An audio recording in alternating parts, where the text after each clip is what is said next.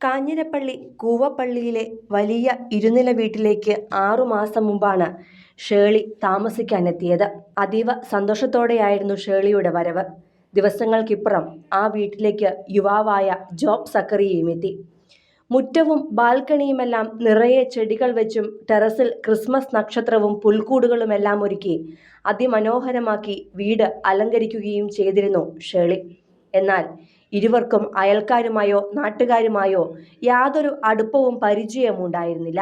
കുറച്ചുപേരുമായി സംസാരിച്ചിരുന്നുവെങ്കിലും പലരോടും സ്വന്തം ജീവിതത്തെക്കുറിച്ച് പല കഥകളുമാണ് ഷേളി പറഞ്ഞിരുന്നത്.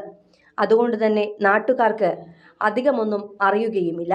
6 മാസം മുമ്പാണ് ഇടുക്കിക്കാരിയായ ഷേളി മാത്യുവിന്റെ ഭർത്താവ് മരിച്ചത്. ഇവരുടെ കുഞ്ഞ് ഒരു അപകടത്തിൽപ്പെട്ട് നേരത്തെ മരിക്കുകയും ചെയ്തിരുന്നു.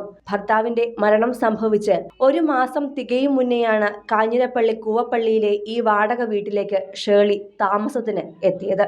സ്വന്തമായി കാറും ഉണ്ടായിരുന്നു. തൊട്ടു പിന്നാലെയാണ് കുമ്മനം സ്വദേശി ജോബ് സക്കറിയും ഇവിടേക്ക് താമസത്തിനെത്തിയത്. തുടർന്ന് ഇരുവരും ഒരുമിച്ച് ഇവിടെയാണ് കഴിഞ്ഞിരുന്നതും. ഷേളിയുടെ പേരിലായിരുന്നു വീട് വാടകയ്ക്കെടുത്തത്. നാട്ടുകാരുമായോ അയൽവാസികളുമായോ ഇവർ കാര്യമായ ബന്ധമൊന്നും പുലർത്തിയിരുന്നില്ല.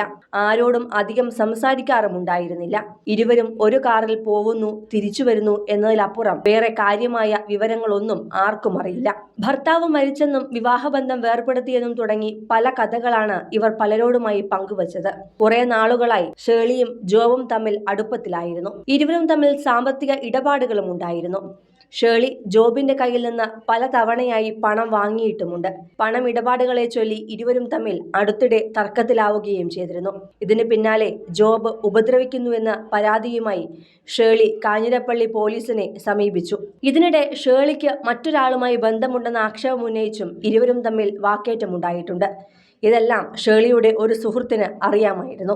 ഷേളി എല്ലാം പങ്കുവച്ചിരുന്നത് ആ സുഹൃത്തുമായിട്ടാണ്. ഇതിനിടെയാണ് ഇന്നലെ രാത്രി 9:30-ഓടെ ഷേളിയെ കൊലപ്പെടുത്തിയ നിലയിലും ജോബ് സക്കറിയെ തൂങ്ങി മരിച്ച നിലയിലും കണ്ടെത്തിയത്. ഷേളിയെ ഫോണിൽ ലഭിക്കാതെ വന്നതോടെ ആ സുഹൃത്ത് നടത്തിയ അന്വേഷണത്തിലാണ് ഇവരെ കിടപ്പുമുറിയിലെ കട്ടിലിനോട് ചേർന്ന് കഴുത്തറുത്ത നിലയിലും യുവാവിനെ വീടിന്റെ സ്റ്റെയർകേസിൽ തൂങ്ങി മരിച്ച നിലയിലും കണ്ടെത്തിയത്. വീടിന്റെ പിൻവശത്തെ വാതിൽ തുറന്നിട്ട നിലയിലായിരുന്നു. കാഞ്ഞിരപ്പള്ളി പോലീസ് സ്ഥലത്തെത്തി അന്വേഷണം ആരംഭിച്ചിട്ടുണ്ട്. വീട് പോലീസ് സീൽ ചെയ്തു. സയന്റിഫിക് വിദഗ്ധരെത്തിയ ശേഷം വീട് തുറന്ന് പരിശോധന നടത്തുവാനാണ് തീരുമാനം. ഫോറൻസിക് സംഘം വീട്ടിലെത്തി പരിശോധന നടത്തിയിട്ടുണ്ട്. മൃതദേഹങ്ങൾ പോസ്റ്റ്മോർട്ടത്തിനായി കോട്ടയം മെഡിക്കൽ കോളേജിലേക്ക് മാറ്റിയിരിക്കുകയാണ് ഇപ്പോൾ. ഇരുവരുടെയും ബന്ധുക്കളെ കേന്ദ്രീകരിച്ചും പോലീസ് അന്വേഷണവും വിവരങ്ങൾ തേടുന്നുമുണ്ട്.